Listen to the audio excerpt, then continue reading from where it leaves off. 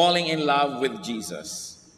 Pagka po nagtatanong tayo, bakit mo mamahalang yung asawa, bakit mo mamahalang yung kaibigan, bakit mo mahalang yung anak o magulang, kadalasan nagbibigay tayo ng mga katangian na nagiging dahilan para sila maging kaibig-ibig. Ano-ano ba ang mga katangian ng Panginoon na talaga namang kaibig-ibig? Isa dyan sa atin pong series ng pag-aaral, ang kanyang kababaang loob at ang laging pagiging tama ng kanyang asal. Matthew 3:13-15, ang atin pong tutunghayan. Then Jesus came from Galilee to the Jordan to be baptized by John. But John tried to deter him, saying, I need to be baptized by you, and do you come to me? Jesus replied, Let it be so now. It is proper for us to do this to fulfill all righteousness. Then John consented. Napakaganda pong window into which we can look at the character of Jesus. So let's take a look at what the Lord did. Mula po sa Galilea, siya nagpunta sa Jordan River. It was a journey that could have taken him 25 kilometers of walking. Hindi madali. Siya ang anak ng Diyos, hari ng mga hari, tagapagligtas ng daigdig, but he submitted himself to a public baptism, to an ordinance that was only for humans.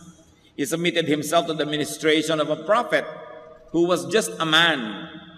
An exalted prophet maybe, but in the presence of Jesus, he was just a man. And he submitted himself to the ministration of what you might call a subordinate. He humbled himself before John, who for all intents and purposes was an inferior. Isipin ninyo na ang Panginoong Jesus maglalakbay ng malayo, maglalakad, pupunta kay Juan para magpabautismo. John, who was full of the Spirit, quickly understood the implications. And John did not want to place himself above Jesus. He tried to stop the Lord. Nung makita ni Juan na eto ang Panginoon at magpapabautismo sa kanya, sabi, naku, hindi po yata tama ito. Hindi bagay. Pinigil ni John, subalit hindi napigil ang Panginoon. Sabi ng Panginoon, hayaan mo na. Tuplin natin ang lahat ng mga tamang gawin. At least for now, let us do all of this because this is proper. Si Juan, nasa Matthew 3:11, sinasabi niya sa mga tao, I baptize you with water for repentance. But after me will come one who is more powerful than I, whose sandals I am not fit to carry. He will baptize you with the Holy Spirit and with fire. Kung minamalaki na ng mga tao ang ginagawa ni John, sabi ni John, maliit na bagay ito. Binabautismahan ko lang kayo ng tubig na nanggagaling dito sa ilog na ito. May kasunod ako, may darating na pinaghahawian ko ng daan. Siya ang the real thing, sabi niya. Siya ang magbabautismo sa inyo ng Espiritu Santo at ng apoy. Siya ang tutupok ng inyong mga kasamaan at mga karumihan at maglilinis sa inyo na hindi ako karapat-dapat na bitbitin ang kanyang sapin sa paa. Pagkatapos, narito ngayon ang Panginoong Jesus, magpapabautismo kay John, baligtad. But Jesus insisted. For now, sabi niya, sige na. It is proper and in order to complete the requirements. It is the proper, the correct, the beneficial thing to do at this time. So what can we learn about the Lord here? That the Lord was proper. He was proper. He obeyed the rules. He did not seek VIP treatment. And he showed and he led the way. Sabi naman niya sa John 14:6, I am the way. His way is the way. It is not just a way among many ways. It is the way. Kaya nakikita natin dito, napakagaling niya. Kung saan niya pinapupunta at pinadadaan ang kanyang mga tagasunod, ang kanyang mga anak, nauna na niyang daanan. Maging ang pagsunod sa tubig ng bautismo, sinunod niya. Wala siyang ipinagagawa sa atin na di niya naunang gawin. Wala siyang kabanalan, pagtitiis, pagsasakripisyo na hinihingi sa kanyang mga anak na hindi na niya naunang ginawa pa. Sa katunayan, may mga ginawa siyang hindi na niya ipinagagawa sa atin. Tulad ng mamatay sa krus, mapako doon. Ginawa na niya para sa atin. Subalit may mga ginawa siyang marapat lang sundin at sundan ng lahat ng kanyang mga anak. 1 Peter 2:21, to this you were called, because Christ suffered for you, leaving you an example that you should follow in His steps. Kaya maging sa simpleng-simpleng pagsunod sa tubig ng bautismo, tayo ba'y nakasunod na dyan?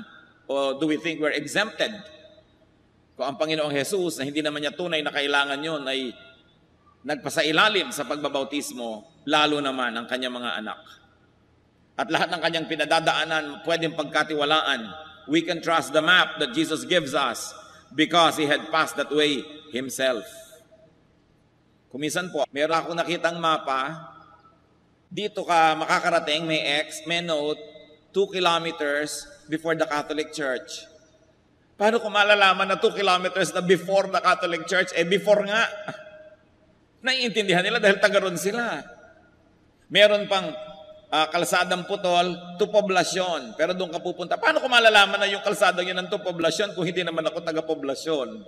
Mahirap sundin ang mga mapa, lalo't ginagawa ng mga tao na hindi user-friendly ang pananaw. Pero ang mapa na ibinibigay sa atin ng Panginoon, dinaanan niyang lahat na test na niya. So alam niya, pwedeng pagkatiwalaan yon. Pag sinabi ni Lord, lumiko ka sa kanan, dumiretso ka, umakyat ka, sundin dahil nadaanan na niya. Kung ano pa man ang mga makikita niyo mga kapatid sa Biblia, mga katuruan ng Diyos, sinasabi niyo parang hindi yata ito practical, parang mahirap ito sundin. Magtiwala dahil ginawa na ng Panginoon yon. Now, sa simpleng ginawa ng Panginoon na pagsunod sa tubig ng bautismo, may mga malalalim na katuruan na maaari nating makita. Let's take a look at what the Lord taught and teaches through His humility and propriety. 2 very simple acts that He did. Matthew 3:16-17 sa pagpapatuloy ng ating binasa kanina. As soon as Jesus was baptized, He went up out of the water. At that moment, heaven was opened, and He, referring to the Lord Jesus Christ, He saw the Spirit of God descending like a dove and lighting on Him. And a voice from heaven said, "This is my Son whom I love. With Him I am well pleased." And He, the Lord Jesus Christ, heard it. After the event, because of the event that the Lord was humble, the Spirit of God descended and lighted on Him.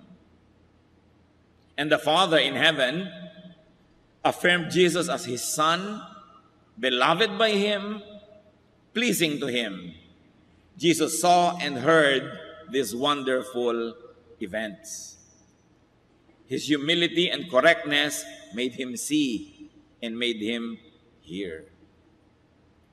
Tayo po ba nakakakita ng dapat makita? Nakakarinig ng dapat marinig? Maaaring may mga bahagi ng ating buhay na merong dapat na tayong nakita, karunungan, realization, katotohanan, pero hindi natin nakita dahil tayo nagmamataas. Maaaring merong pagtutuwid, direksyon na ibinibigay, pero hindi natin marinig dahil tayo binibingi ng ating mga kataasan, mga kayabangan. Pag tayo hindi na lumalagay sa lugar, sobrang taas ng pagtingin sa ating sarili, nabubulag tayo sa mga dapat makita. Nabibingi tayo sa mga dapat marinig.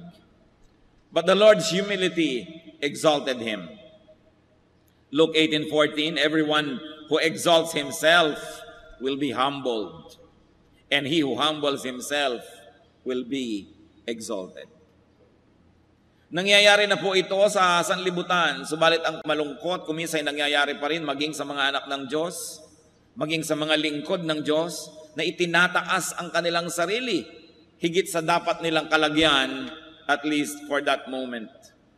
Dapat ganito ako, dapat ako bigyan ng church ng kotse, dapat bigyan ako ng laptop, dapat bigyan ako ng malaking bakasyon, bigyan ako ng allowance, bigyan ako ng ganyan at ganito. Pero tingnan mo, may bunga ba? Ano ang bunga? Wala namang bunga, ay gustong pumitas. Kasi nagmamataas, itinataas ang sarili. Dapat by now ay ganito na ako, dapat ay umasenso na ako. Wala po bang Diyos sa langit na nakakakita ng lahat ng bagay? Isang Diyos na makatarungan na hindi ka ba niya bibigyan ng dapat mong matanggap kung talagang karapat-dapat? But a person can only known by his fruits. Sabi ni Lord, you will know them by their fruits. Huwag kayong padadaya sa mga pangako. Huwag kayong padadaya sa mga magagandang salita. Huwag kayong mga padadaya sa nakikita niyong potential, sapagkat potential parang yon. Sinusukat ang isang tao, lalot ang Kristiyano, lalot ang lingkod ng Diyos sa kanyang bunga, sa kanyang nakaraan, hindi sa kanyang ipinapangakong darating pa lang. Kasi baka tayo matanso, maraming mga tubog sa ginto. Akala mo ginto, pero hindi pala. Nung nabasa ng suka, nalaman mo, tanso. Sapagkat itinataas ang sarili, nakabaligtaran ng nakakapagpalugod sa Diyos. Humility, propriety pleases the Father in heaven. Dahil ang Panginoong Hesus ay nagpakambaba, nadinig niya ang tinig ng Ama sa langit, ikaw nga ang anak kong kinalulugdan ko't aking pinakamamahal. At ang Espiritu ng Diyos ay lumapag sa kanya na mistulang kalapati, napuspos siya ng Espiritu. Nakikita, nadidinig yung patotoo ng langit na ito nga'y kinalulugdan ng Diyos. Baka tayo'y madaya, mga kapatid. Kailangan nakikita at nadidinig na kinalulugdan nga ng Diyos ang ating pagtitiwalaan. At yan ay nakikita sa bunga. At anong unang-unang bunga? Humility. Pagpapakumbaba, hindi pagtataas sa sarili. Hindi pagpuri sa iba at pamimintas sa bala ng nakapaligid. Hindi sa pagputol ng ulo ng mga nasa paligid para ikaw ang matirang pinakamataas at matangkad dahil pinugutan mo ng ulong iyong mga katabi. Hindi natutulog ang Diyos sa langit. Siya'y may katarungan at ibubunyag niya ang lahat ng ating mga kayabangan, ang ating mga kapalaluan, ang ating mga pagmamataas. May itinuturo dito ang Panginoon sa atin sa pagpunta niya kay Juan Bautista. Go to your John the Baptist.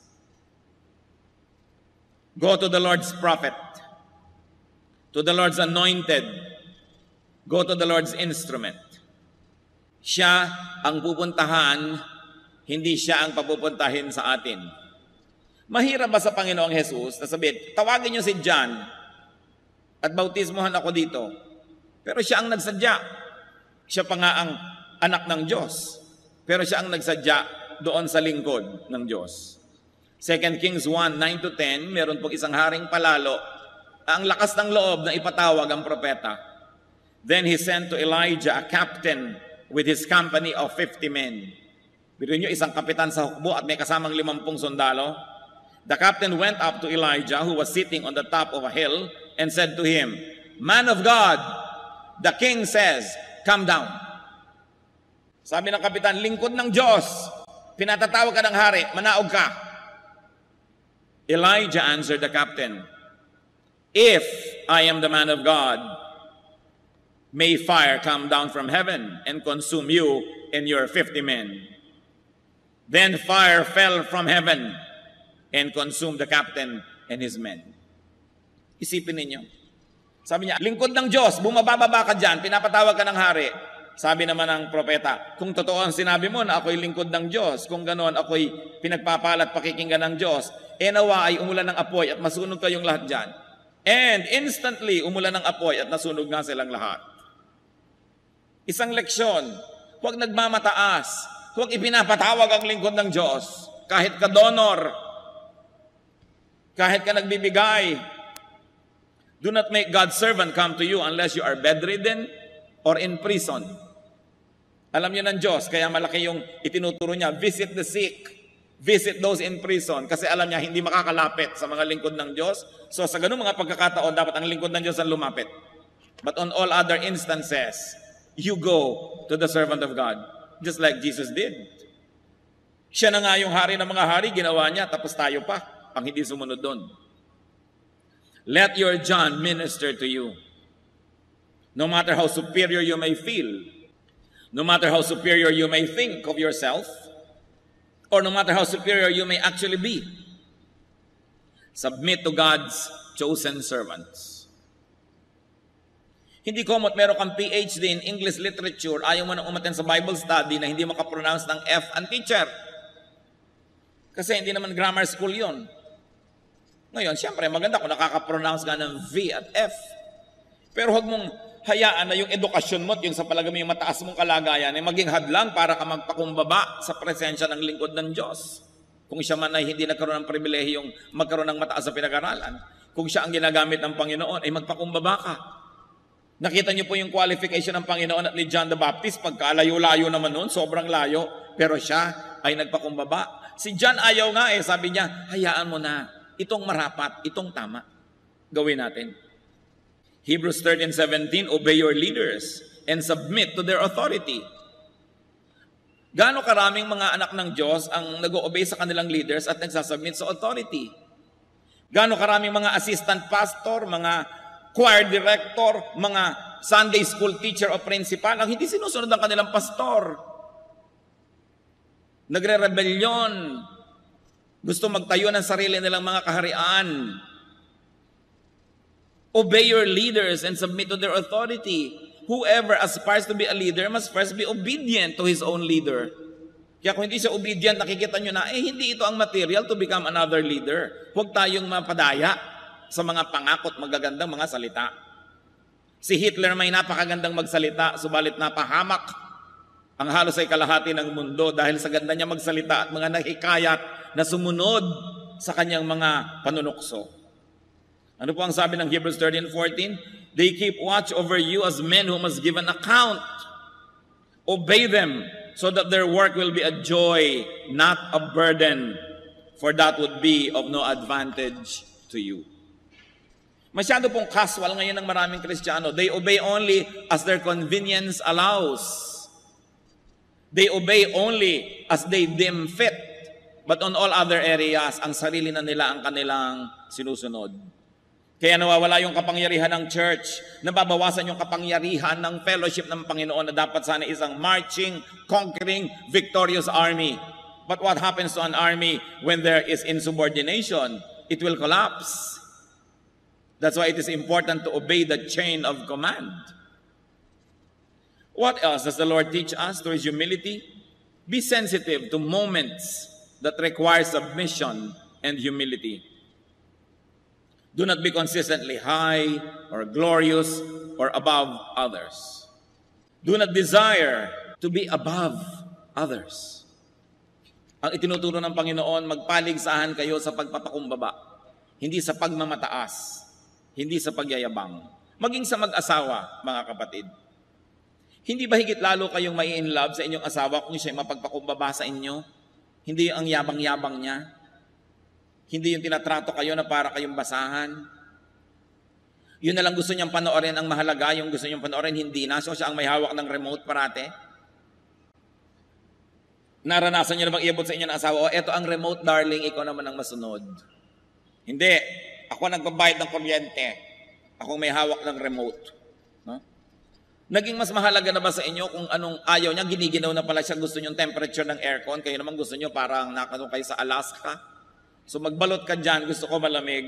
Hindi ba nawawalan yung pag-ibig, unti-unting nababawasan ng konti-konti, pero patuloy na nangyari yan, araw-araw, linggo-linggo, buwan-buwan, taon, mamaya, gusto na makipaghiwalay sa inyo? Kasi wala nang mahanap na iibigin.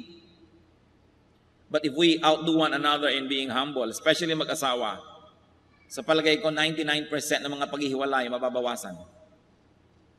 Yung pagpapaka-humble. Hindi pagka nagagalit na, nagsusumbatan. Ako ang kumikita dito, dinampot lang kita sa lusak. Nagsusumbatan. Ang ganda-ganda ko nung araw, pinakasalan kita, itong nangyari sa akin. Kaya nawawala ang pag-iibigan because people become proud. Romans 12:3, do not think of yourself more highly than you ought, but rather, think of yourself with sober judgment. Ibig sabihin ng sober, yung hindi laseng. Sabi yung iba, laseng ang pagsukat nila sa sarili. Nalalasing sila, hindi tama ang kanilang judgment. Akala nila ang taas-taas nila. Akala nila ang runong-runong nila. Akala nila ang galing-galing nila. Sabi, think of yourself with sober judgment in accordance with the measure of faith God has given you. So mahalaga po, lagi tayong magpakumbaba.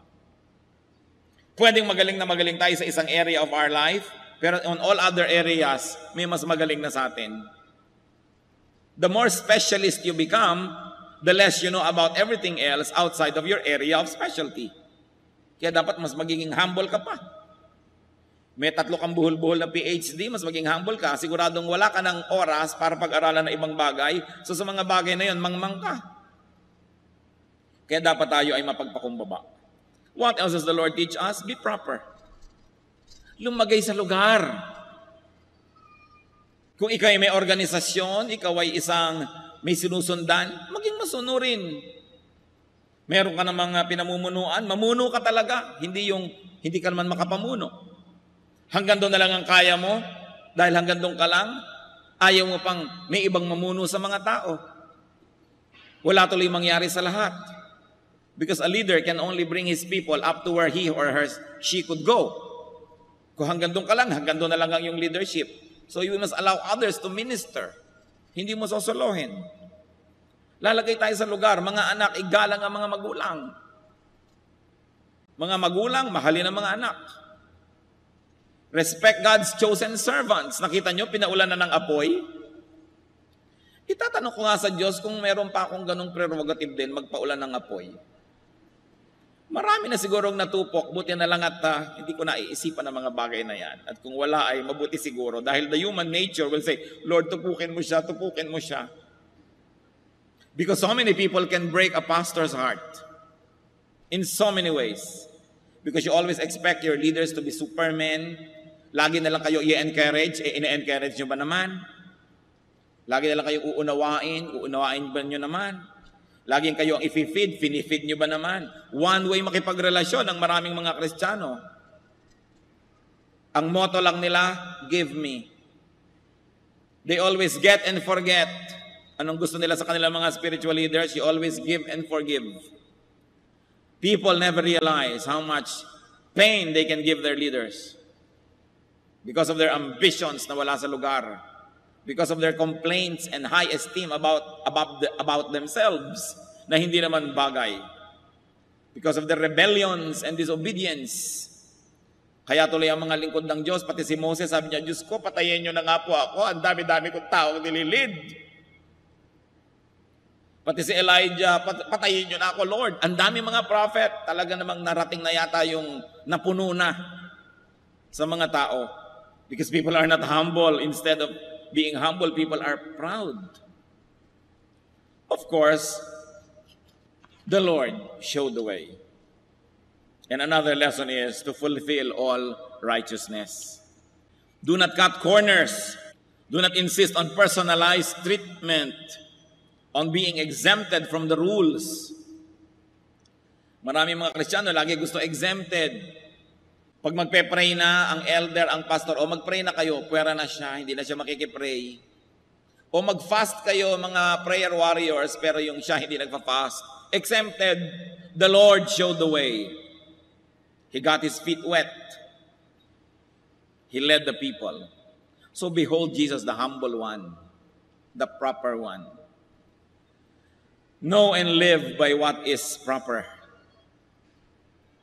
Kailangan doon po tayo nananahan, tumitindig doon sa tama, sa correct, sa decente. 2 Corinthians 8:21, for we are taking pains to do what is right, not only in the eyes of the Lord, but also in the eyes of men. Gawin ang tama.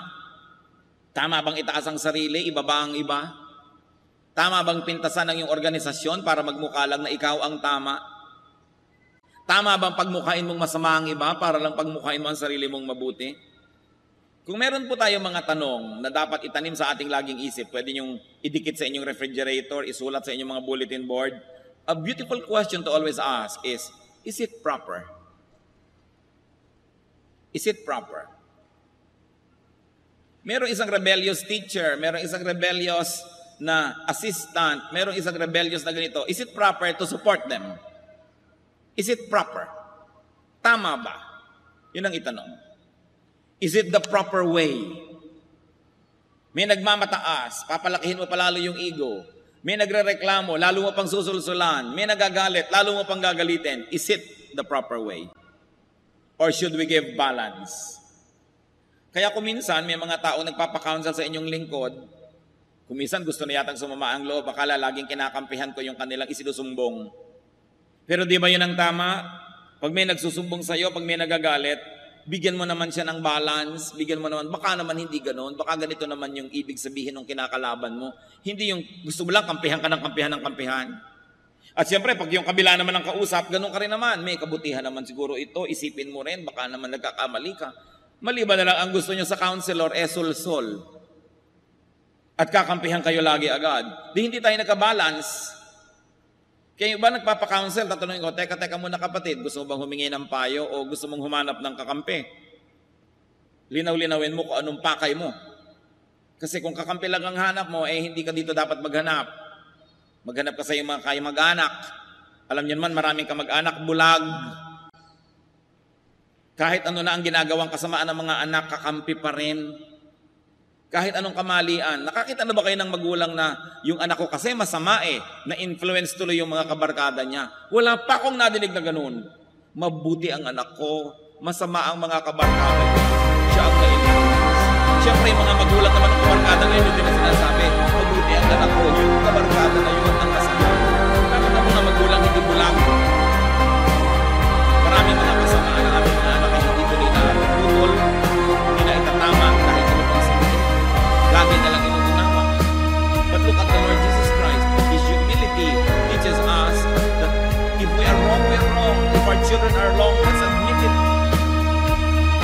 Hindi lagi natin yan na ipaglalaban. Hindi natin kailangan ng kakampi. Ang kailangan natin ay pagmamanan, yung tama, yung so the Lord is really very loving. What He did by going to John accomplished another thing. He honored and endorsed him. Si John pa naman, nung mula pa sa pagkabata ay nagtitiis na hindi kumain ito, hindi uminom noon, hindi gawin ito dahil siya isang lingkod ng Diyos. So the Lord endorsed him before everybody. Look, I am Jesus of Nazareth, the Son of God, but I submit to His baptism. In-honor niya yung lingkod ng Diyos.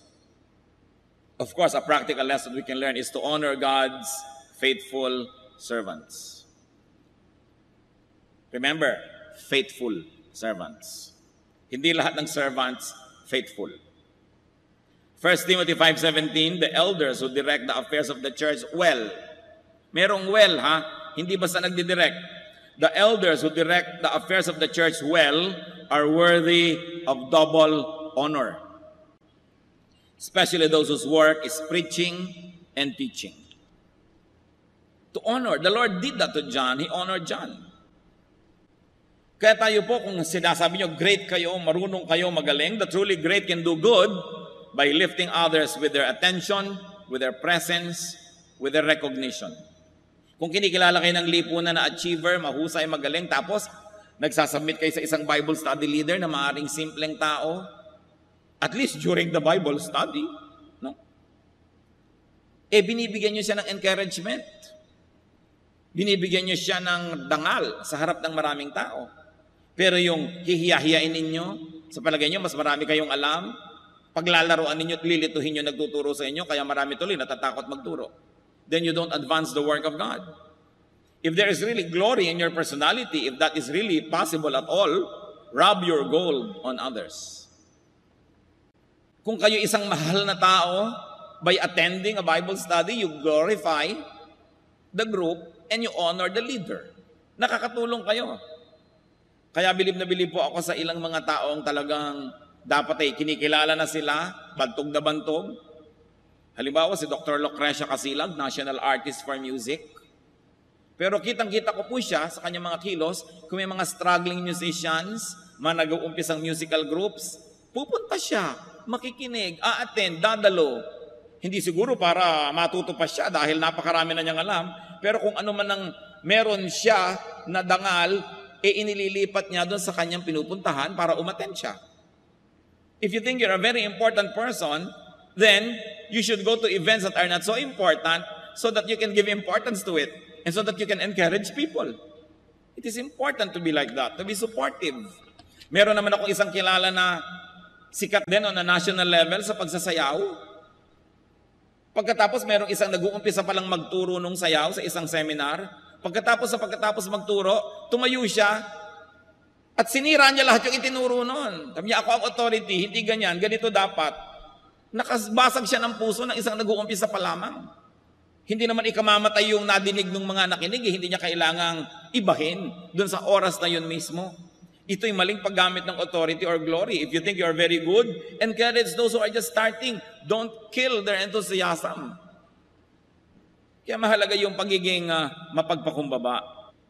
And we should love the Lord for His humility, for His propriety, His social correctness, and to love the Lord for His respect for the system. Meron siya respeto doon sa system. And if you're going to love people for humility, for their propriety and respect for the system. Brothers and sisters, let's be more personal. Let's be more lovable by being humble ourselves, by our correctness and properness, by our respect for the system. Let's be like Jesus. And one reminder, do not abuse the humble. Hindi naman kung may mapagpakumbaba ay aapihin mo na. Hindi kung may mapagbigay at mapagpaubaya ay lagi nang ikaw ang mauuna. Recognize and do not abuse other people's humility, so that you will encourage them to continue being humble. And you will teach lessons to those who are watching that they too can be humble, because the humble people don't get abused.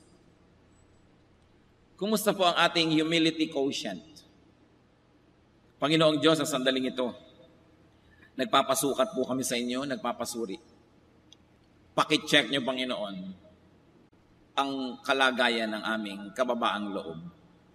We know, O Lord, that you don't want us proud. Satan wants us proud.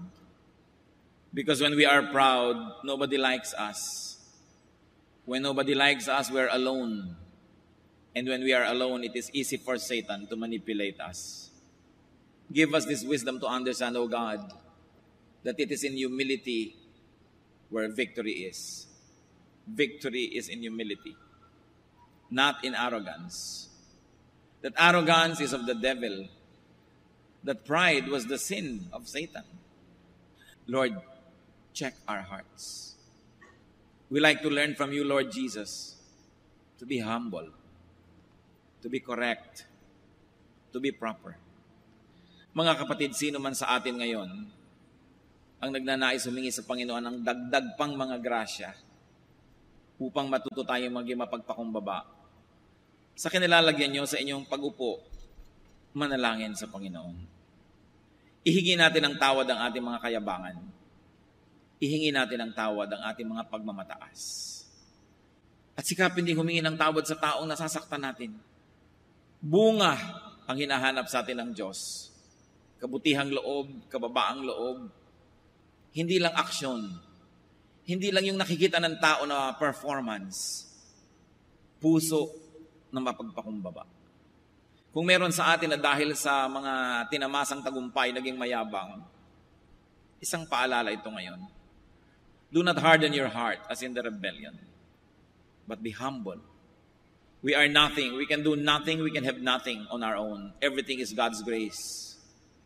Sa ilang saglit ng katahimikan, makipagniig sa Diyos. The Lord hears.